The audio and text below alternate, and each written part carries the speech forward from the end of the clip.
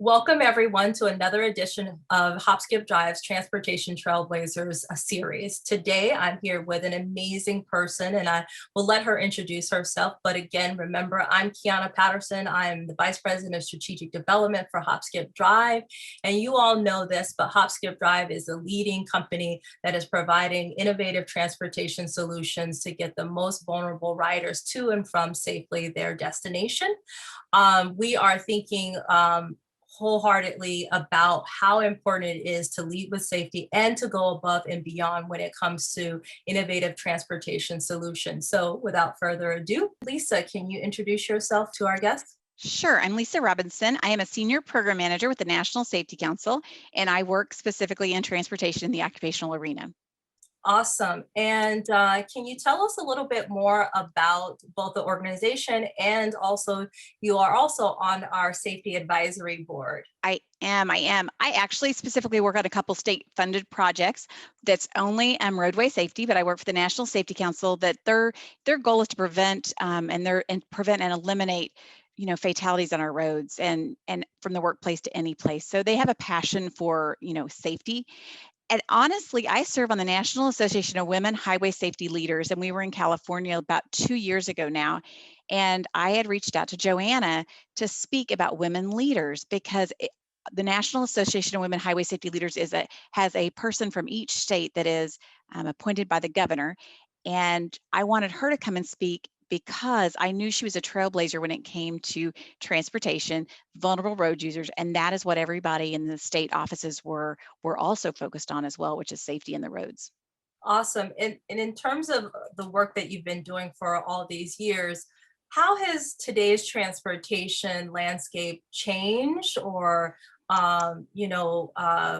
evolved, right? From let's say 10, 15, 20 years ago until now. And certainly COVID-19 poses a lot of new challenges. So would love to sort of dig into what are Absolutely. the changes that have occurred in this landscape? Well, there's several changes. When you really think about it, the drivers change, the vehicles change, the technology changes, the roadways change, the engineering, the safety features, the ability to use more technology behind the wheel, distraction. There are so many things that when we look at that we believe were a great benefit in our safety features, like now we know more people will wear their seatbelts. We've come over time and we've evolved. If you think about the child car seat, you think about years ago what it looked like, or a horse and buggy. We continue to evolve and we continue to focus on safety and how it's safest for everybody in the vehicle, but also at the same time, people were moving at such a quick pace, and they want the technology, they want the touch screens, they want all of these things. And so it becomes, what's the best balance of how do we ensure people understand safety boundaries? Because it's great that you can order a pizza while you're driving, but should you order a pizza while you're driving, right? And you mentioned COVID. I'm so glad you mentioned that, because what we're seeing now, unfortunately, is miles driven are down, but our fatality rates on our highways is higher. And so it is concerning, but we also know that COVID's playing a big part in the distraction. Some of the things that are wonderful, which is the technology in our vehicles, which has some great safety features. It also has to be the drivers are able to use a lot of technology, and sometimes they're distracting. Texting and email went up 36.85% during the pandemic. Wow. Using social media behind the wheel went up 53.85. Videos and pictures went up 90%, and online shopping went up 112.5. And so we're seeing this, yin and yang, and this pull of trying to make sure everyone's as safe as possible, and also the technology. So there's quite a bit that's come. There's quite a bit that we've got that's changed so quickly in the last 10 years. Yeah, I like to think that Hop Skip Drive is proactive and relentless when it comes to safety. We boast some of the highest safety data points for our care drivers, and our platform, and distractions are low for us. I wonder, as it relates to that, you've talked about sort of distractions, and there's a lot of this innovation. What are the things that you believe that companies like ourselves can be doing to ensure greater proactivity and greater safety? Well, one thing that Hop Skip Drive does, and I work with employers all the time, and so what I notice is you guys are ahead instead of behind. A lot of times people are chasing incidents. What that means is they're consistently having different incidents that happen as a result of their drivers, and so they're behind. They're lagging behind where they're always trying to figure out in their they're working on their claims in the investigation. And Hop Skip Drive is always in the front of it. They're identifying areas and they're being very proactive, and they have minimal incidents. But it doesn't matter what that incident might be. They are evaluating it from top to bottom in every angle, and they're asking a lot of people, that serve on their advisory team to really look at it, and the safety advisory team to really have these tough conversations, even on small things that most people would think of it as a check the box. They're not accepting that as just a check the box. That we know there may be a few small incidents, right? But they're not accepting that. They're continuing to look, and during the entire time of COVID, I know that they've continued to go above and beyond to look at safety as the driving factor. Whether we talk, it's the most vulnerable road user if you think about it, this population they serve, and they want to ensure that their care drivers are the absolute best. The vehicles are the best. They're even looking at recalls for the vehicles of these drivers. I mean, that's above and beyond. That is not a norm. That is not a standard. And they're consistently looking at how do they keep them safe, whether it is child safety seats, the locks. It doesn't matter. They're looking at all aspects of ensuring that they make the right decisions. They don't just accept riders. They're making the decision of, yes, we should have this rider in the vehicle. Yes, we should have that rider in the vehicle. Right. They've really, it's impressive to know that they didn't just decide to provide a service and go into business. I appreciate that. I wonder, given innovation, we are a tech company. Telematics and other things are super important to us. It really gives us some data and insight into how our drivers are performing. I know that you've seen so much. I mean, lots of people are talking about autonomous vehicles, self-driving vehicles. We certainly have, buses and light rail that has a lot of autonomy. We still need people behind the wheel, right? And so can you just talk to us about what you think is sort of super important still with all of that technology and that innovation? What is really crucial about driver safety in particular? Okay, I'll tell you a couple things. First of all, autonomous vehicles, we're not there yet. We will eventually one day get there, but we're not there today and we're not there tomorrow. It is still down the path for us, okay? Engineering is great. But what I'm going to tell you is we know that about 70% of our crashes are definitely driver behavior, driver error. Probable 93% are driver behavior, driver choice, driver error. I say the most important safety feature we have is the driver. The most important car safety feature is that driver. The driver is making decisions. The driver has to be engaged. That means the eyes on the road, hands on the wheel, brain engaged, right? That means that driver is making choices.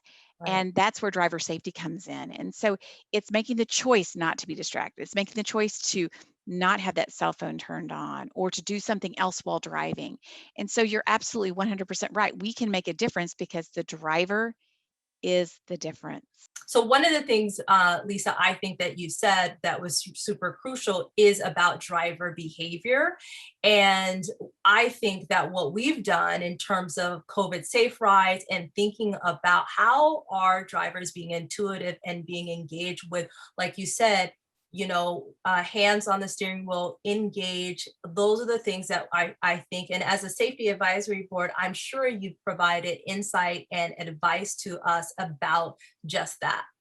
Absolutely. And when we've met as an advisory group, and even other times they're reaching out and asking for opinions, ideas, thoughts, guidance, and it's impressive.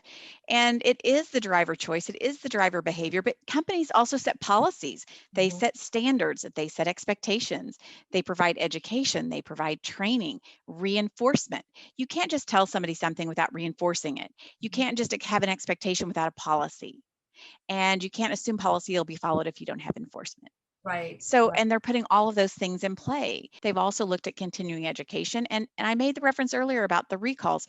They've continued to do other things that are above and beyond. And they continue to make driver safety, driver education a continual part. And I know that they've done that, whether it be online, however, they're continuing to reach out and communicate with their drivers. And that's really key.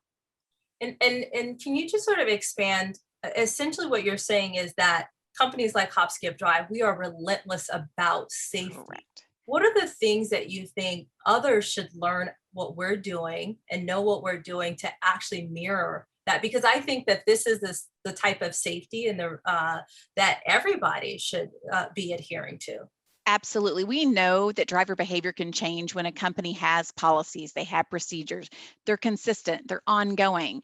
And I'm really clear to say an annual program doesn't do anything for anybody. It's great to have an annual program. However, you have to have consistent, ongoing, sound bites, education, resources, tools to be able to change behavior.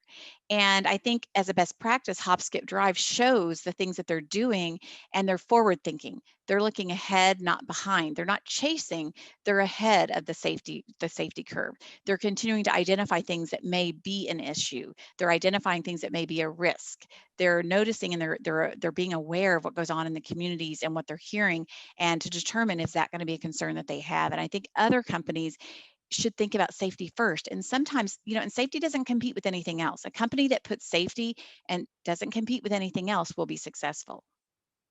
And obviously, in terms of putting safety first, and other companies adopting that, some can think, like you said, an annual inspection or an annual training of some sort might be the status quo, and you're sort of pushing back on that, and that shouldn't be the status quo. As you look ahead and we look down the road, certainly COVID has upended so much in our world, but as we move through COVID and we look ahead, what are the things that you think are actually a positive thing that we should be taking specifically from COVID-19 and transportation and safety into the future down the road? Everybody needs to look at what's occurred with COVID and understand that, our drivers, our families, the people that have been on the roadway, they are distracted because of COVID. They're worried about food security, housing security. They have so many concerns. They're worried about health. There are many things that people are worried about. So I think what we see is companies coming together and to be able to help support the worker and to be able to identify things. We also know that COVID affected sleep, so people were fatigued. Yes. The one thing that I know that I saw Hop, Skip, Drive doing even during COVID, it was affecting your ability to provide rides. They never once were trying to cut safety. They never once were looking at, I never once heard them talking about cutting their safety. They were still identifying safety. And I think that when companies will look back and understand that, the numbers went up, miles driven went down, we should make safety a strong priority in keeping our company and our drivers safe, and making that, be forward thinking, just like what you said, is looking ahead to determine that this isn't where we want to go. Where Hop, Skip, Drive, safety was never discussed as being Yeah. cut. No, not Never. a compromise. It No. was never compromised. And see, and I think that's a huge best practice. I think that is a huge best practice in understanding that, Jetco down in Houston, there's a gentleman we work with quite a bit, Brian Filkel, if you ever get to hear him talk, and he's the one who'll also say safety doesn't, compete. It's not competing in everything. That is your priority. And Right. and I always say safety is everybody's responsibility. Right. It's not just, and so I think that's, you guys have looked at all angles. You guys look at the vehicle, you look at the care driver, you're looking at your, the cargo, your precious cargo. You're looking at inside the vehicle, right? Right. Then you look beyond that and you start thinking about the COVID. So Right. I think Hop, Skip, Drive's a little bit different in how you guys have approached it. And Right. I think that's pretty impressive. Absolutely. I think you guys have so much. I mean, I'm sorry, but you're one of the first companies that I've noticed that started looking at recalls too. Yeah. Yeah. I think that, like, this idea around safety is a non-negotiable, right? So when you think That's about correct. when someone puts out an RFP and they That's right. have all the bells and whistles, right? You'll never put out an RFP that doesn't include a price. Like, you're not choosing someone not knowing the price, right? Right. It is pricing is never a nice to have, right? It is one of the key things, and I think that what we do is say safety is also one of those key things. And so while we don't believe that we're replacing or supplanting any mass transit, we do believe that we are able to safely ride alongside those existing transportation solutions. And we know that the more people move, the more that we're moving and traveling down highways, it's super important to actually, like, think about what are all the things and what does my sort of transportation sort of ecosystem look like when I'm a regional director or whatever. So if you can ensure that safety is a priority, and it's not a non-negotiable, then what will you be left with, right? And I think that's the critical piece. What are you left with when you center and you make that a priority and you don't, lean away from that? That's right. Absolutely. You're 100% right. You're spot on. You are somebody I love talking to. You talk my language because not many people really get it. Yeah, Not people really get it. And there's not a lot of companies. There are some that, don't, do not waver. That is a non-negotiable core value. It is a non-negotiable core right, value. And they're the companies that have actually been doing very well. They're not seeing the lawsuits. They're not seeing their insurance rates go up. right. And, but, Joanna, she had a passion and a mission. Her mission was knowing that there was a problem here, a critical Yeah, problem, and how do we yeah, solve it safely? yeah, yeah, How do we solve it safely? I do think that, they're working with, when we say vulnerable road users, they're dealing with um, homeless, they're dealing with yeah. foster care, they're dealing Oh, with all of these super vulnerable youth. I mean, highly, highly, highly mobile, super vulnerable, gone through a yes, lot of trauma. So they need yes, 100%, they need someone behind the security. wheel. That's They need that correct. security. They need that, Correct. comfort that I just don't believe others can do quite like Absolutely. us, right? Absolutely. I'm 100% in agreement that that has been a focus of the rider, the security of the rider, not just the vehicle, not just the roadway, but the security of the rider. Hmm. That Yeah, is huge. I mean, I know that there's been a bunch of emails going back and forth regarding seatbelt locks and, the children that might get out and having these big conversations. This is not just a what does everybody think? I mean, these are dialogues going back and forth. I right. mean, with people discussing it. I mean, it's impressive the links that hop skip drive and the fact that, I mean, you speak my language and I don't have many people that speak to, I mean, I love it. Right, You make me excited because right, you don't hear a lot of people talking that way, right, and I think it's right, awesome. I think it's right. awesome. And I think it's super easy to think about or to have these conversations in a very like opaque way, right? You're dealing with like 10 tons of steel and you're dealing with cement and concrete and and I think that just it fails to sort of acknowledge that what we're doing is transporting bodies, human cargo, people, right? Whether you're transporting students, yourself, it all has to do with human, right? And we have to sort of lead with empathy. We have to lead with safety. Like, what does it mean to provide a safe roadway? But a safe Right. roadway means that you have safe drivers, that you have safe procedures, policies, and everything along with it that ensures safety on our highways and on our roadways. You're 100% right. I think it's really interesting. I don't know if many people realize that despite miles going down, crashes and injuries being up, like I don't know if people realize that and how sort of the distraction is causing and the fatigue is causing that to happen. What do you think, in terms of what Hop Skip Drive is doing and the real challenges around that? What innovative thinking forward kinds of things can companies and sort of people involved in transportation, what should they be thinking about as it relates to people coming out of that mind space of COVID and not being distracted? Is it some kind of training? Is it some kind of ongoing program? Is it thinking about health and wellness?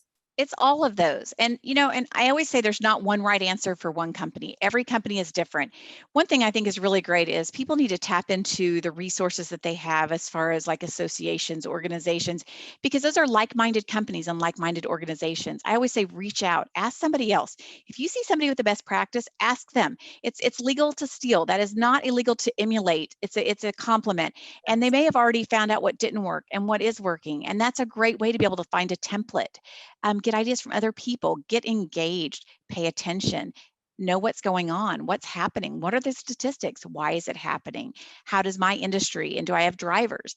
Sometimes I think companies, when people went home and were remote, they weren't thinking about it as much. We also know people became rusty too after being home for a while. We also know that the risky behaviors were not only the distracted, but we know speeding, less people are on the roads. So when you have speeding and you have distraction, the crashes are more severe. And we also know our pedestrian rate and fatality rate has gone up significantly. And part of that's the speed, the weight of the vehicles, and you have vulnerable road users that are near roadways. And so you have to look at all of it and decide, okay, how do we solve these issues? How do we look at it? Not just one, because sometimes we get hung up on just cell phone distraction. We get hung up on just talking about cell phone policy, and that's not enough. It's one part of it, but we know that distraction, that's just a small part of it. We know that other distraction crashes are actually higher than that. And so we have to look at a lot of things as far as a company goes to decide, this is my population, this is what my employees do. And it's not just driving as a part of the job, it's at to and from work and occasionally driving. And the part-time employees and the interns, we sometimes only think of those ones who we consider just drivers for a company. And we know that that's just a small section. Yeah, I appreciate that. As a former educator, I know very well how great it is to beg, borrow, and steal. And the best educators, and I think the best leaders and companies actually lean into that, right? We don't always have the Absolutely. right answer, but we can lean into those that we know are who have come up with some Yes. really great solutions. So I really appreciate you saying that. I think, if you had like one other sort of a couple other points or advice that you would, provide to all of our viewers who are watching this right now, really about how do you go above and beyond? How do you lean into safety? And, as you said, we're all distracted on so many levels, but how do we really ensure that safety is a priority and we're all going above and beyond when it comes to that? Safety should always lead. Safety should be your primary focus. When we think about anything we do, safety should always be in that decision-making process. What is safe? And we need to understand is our families are on the road too. Yeah. Each one of us are sharing the roadway. We've got to decide that every single person matters. We've got to decide that everybody on the roadway matters. That there's rules, there's laws for a reason. We need to follow them, and we need to be the example. We need to be the ones that are speaking up. If we see somebody who's not buckling, we need to let them know that, hey, I can't ride with you. We need to go ahead and have a voice. But again, safety needs to lead. It should not follow. Thank you for that. I think for my vantage point being at Hop Skip Drive, we have one of our own mottos is safety first, right? And we're leading with that. And so I appreciate you. I didn't even, plant that. So everyone watching, I didn't plant that, but that definitely is something that we hold in highest regard and lead with that. How do we make and ensure that both the driver and the rider is safe and they Yes. reach their destination in a timely but safe manner, which is super important. And how do we reduce distractions and make it the most convenient and appropriate transportation solution for youth, like you said, the most vulnerable. So I really appreciate that. Do you have any last parting ideas or thoughts for our viewers? No, I just want to say that I appreciate you guys asking these questions, because the more that the dialogue is there, the more people hear it, the more people will adopt safe choices and safe behaviors behind the wheel, which means we're all safer. And so I applaud Hop Skip Drive for making that such a priority and being, forward facing and safety. Thank you. Thank you. Well, everyone, it's been really great to be here with you again for another edition of the Transportation Trailblazers put on by Hop Skip Drive. You heard it from Lisa Robinson, safety first always. And Hop Skip Drive is certainly on a mission to ensure that our riders and our care drivers are leading with safety first in mind. So thank you again.